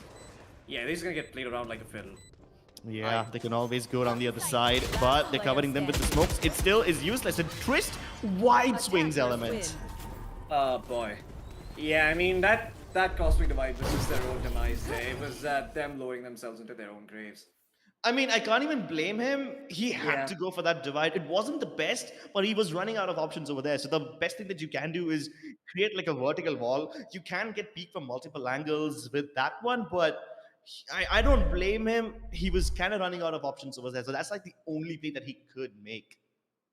Absolutely. I mean, in that spot, just the fact that he even used it and went for it just signifies that he's courageous. At least he'll give it a shot, instead of Yeah. not trying at all. Much like he did in the previous round, where it worked out for him, but this time it did, and they end up losing the series 2-0 over to the side of Reckoning, which means that they won't even get 1 point for their troubles. I mean, they didn't win a map, and this is another harrowing loss for them as they stay at the bottom of the scoreboard so far. But let's have a look at the match highlights and see what went wrong for them on both of these maps, because a lot of stuff went wrong for them on Bind, but on Split, they almost looked like they were gonna make it.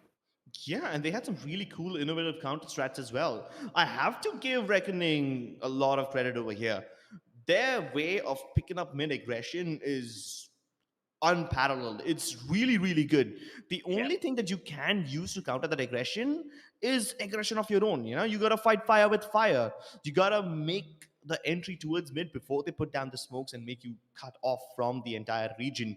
So I love the way how these guys on the side of Reckoning Esports were taking mid control every time. And after they get a kill, they fall back. They're disciplined that way. Yeah. I mean, I think maybe in a world against better teams like Velocity or something, maybe that doesn't work because there's just no way on earth you can send 2 people down mid and get that much control. I mean, teams are going to read that eventually and punish you for it. But hey, if the trick works once, at least you got yourself 1 round. So they at least have that going in their bag. Unfortunately, against Flame, they were able to do it twice and got them a lot more rounds. And I think this is the desperation rolling thunder that you were talking about, where Yeah. Andy tried to buy himself time. Even if he got himself in that corner, I think his hand was sticking in, and he still would have been detained as a result. I kind of feel like to some extent, Reckoning Esports were deliberately countering Andy. The breach on Split can be devastating with this fault line because of the geometry, you can actually make the fault line count for something. Because otherwise, it's like the most useless ability that he has, right? Yeah. It's very difficult to time it. It's very easy to dodge it, but on Split, it can actually happen. And the Rolling Thunder is even disastrous. So I think what they were trying to do is bait out the utility from Andy very early on so that he becomes irrelevant in the round. Yeah, this is where you sort of debate maybe like does Breach need a buff for his E? Maybe make it like a SOA thing where you don't see them but you can hear like a sound cue where you detect someone that has been stunned by a fault line. Maybe just a little bit of quality like make that stun a little bit better. As he is the most underpowered initiator as of now. People still prefer to pick the Sky over him because let's face it, Sky Yeah. is better. But I mean, he was cool and he had 3 flashes, but other than Oh, that, yeah. not really. I mean, that's a very silly way to buff him, in my opinion. I feel like 3 flashes is just overdoing it at some point because you literally just drop 3 flashes and walk into a site. What's the counter? No, there is no counter. Yeah. Well, I love the way how they were beating out that utility from Andy, but I also don't like how Andy was always left to his own measure. Like usually Yeah. you need someone to go along with Breach, even when he had 3 flashes, even when Breach was overpowered. The animation of him pulling out his flash and then you know Popping getting in. his gun back online, yeah, that's very, very long. So that's why you see the flash and dash combo from a lot of teams, because you flash for somebody else, that's a lot quicker than flashing for yourself. But again, if in order for that to happen, you need to have somebody with Andy so that he can support someone. I mean, he's more of a supporting initiator than a brute force initiator than you would think. But yeah, because of all of that, Andy was not able to put up a lot of good plays. But Water made up for it. I'm very confident that Water had a lot of good plays over here, and there were just so many rounds where he just used his showstopper as an intimidating force instead of actually using it, which also works because you just needed to buy time in those situations. Yeah, it's almost like the threat of the showstopper is better than the showstopper itself, Yeah. right? Because everyone's like, oh, well, I'm not going to peek that. You can meet your demise at the hands of that race, but not me. It's not going to be me who dies for the cause.